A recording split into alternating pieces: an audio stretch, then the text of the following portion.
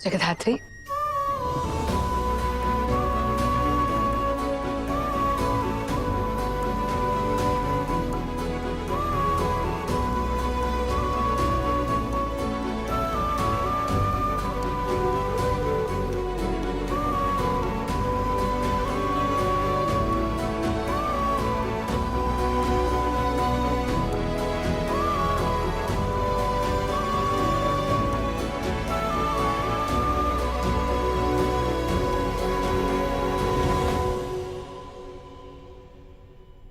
पंडित जी चलिए शुरू कीजिए।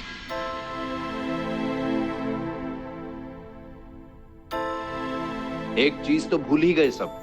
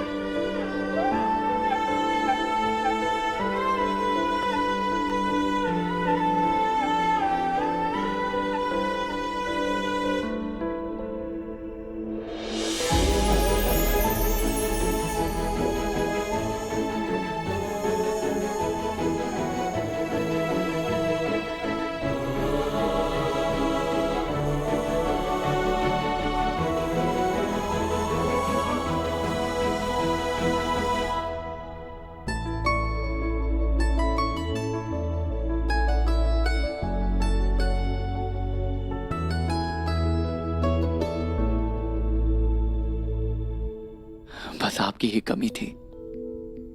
तो लो, आ गया मैं कमी पूरी करने। बहुत अच्छे लग रहे हो तुम दोनों।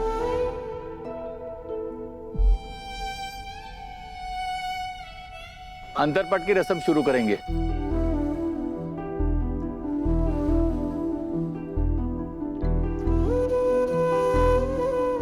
शरद,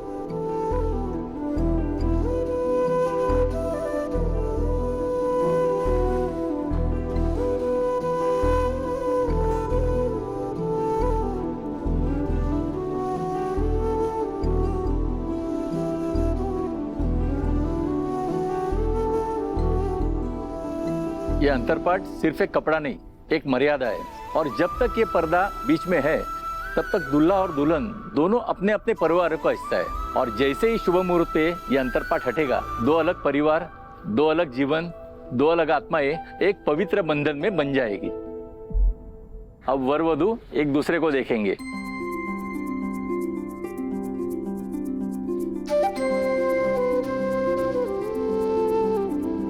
वर और वधू एक दूसरे को पहली बार इस पवित्र विवाह संस्कार के साक्षी के रूप में देखेंगे।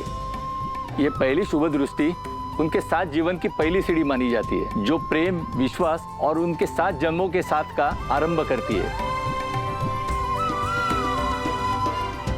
अब वरमाला की रस्म शुरू की जाए।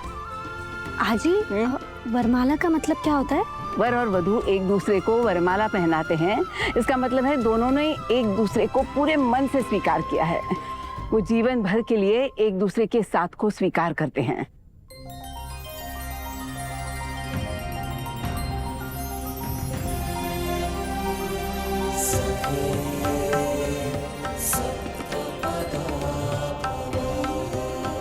ये शादी है, कोई मजाक नहीं। सिर्फ 2 जिस्मों का मिलन नहीं है जगधात्री, 2 आत्माओं का मिलन है।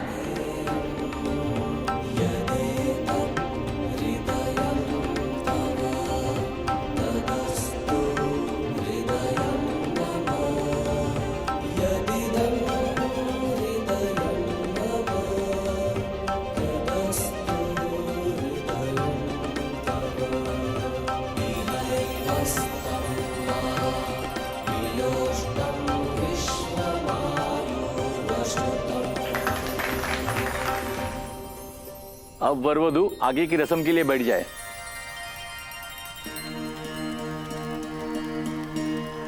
अब कन्यादान की रस्म के लिए वधू के पिता आगे आए।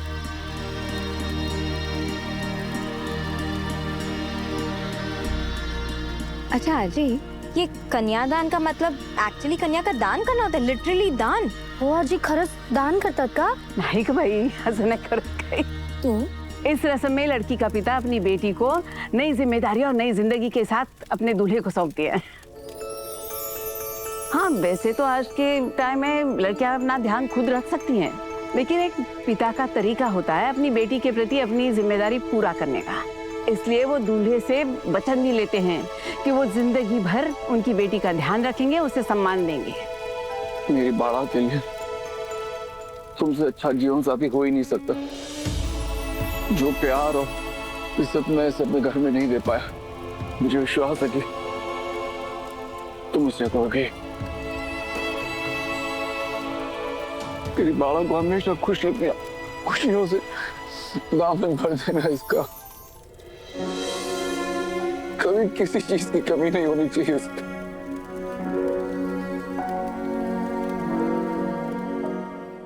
अब गठबंधन की रस्म होगी। अजी, गठबंधन में क्या होता है? ये रस्म वर वधू के अटूट रिश्ते, जन्म जन्म का साथ और मन वचन और कर्म से जुड़े रहने का प्रतीक है। शादी की रस्मों के बाद ये गठबंधन तो खुल जाएगा, लेकिन इनकी आत्माएं जन्म जन्म तक एक रिश्ते की डोर से बंधी रहेंगी। अब वर वधू फेरों के लिए खड़े हो जाए।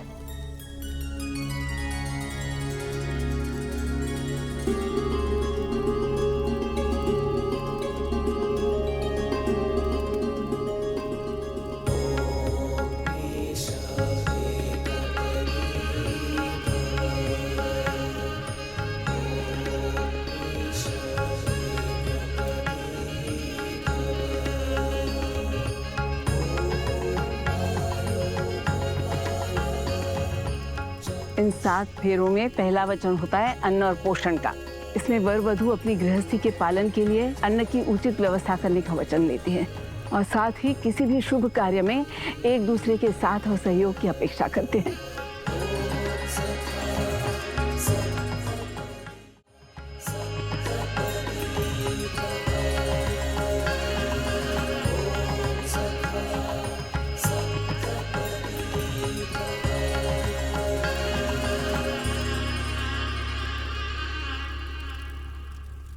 Why do you feel when Shiva is here?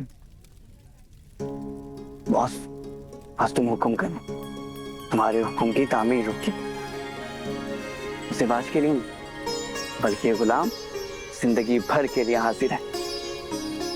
शिवाय, पर मैं तो अपना ख्याल खुद रख सकती हूँ, मुझे किसी की जरूरत नहीं है।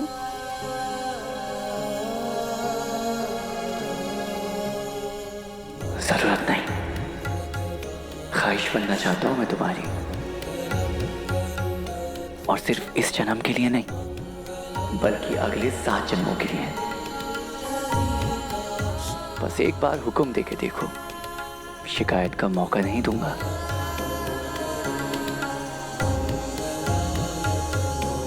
दूसरे फेरे में वर वधू ईश्वर से प्रार्थना करते हैं कि वो तन की शक्ति, मन का धैर्य और आत्मा का बल प्रदान करें, क्योंकि जिंदगी सिर्फ खुशियों का नाम नहीं है। इसमें सुख भी आएगा और दुख भी, जीत भी आएगी और हार भी। इसलिए वो वचन लेते हैं कि जिंदगी उन्हें किसी भी मोड़ पे ले जाए तो वो एक दूसरे का हाथ न छोड़ दें। जब एक कमजोर पड़ेगा, दूसरा उसकी ताकत बन जाएगा। आखिर जीवन साथी वही तो होता है जो हर बदलते वक्त में एक दूसरे को संभाल के रखे।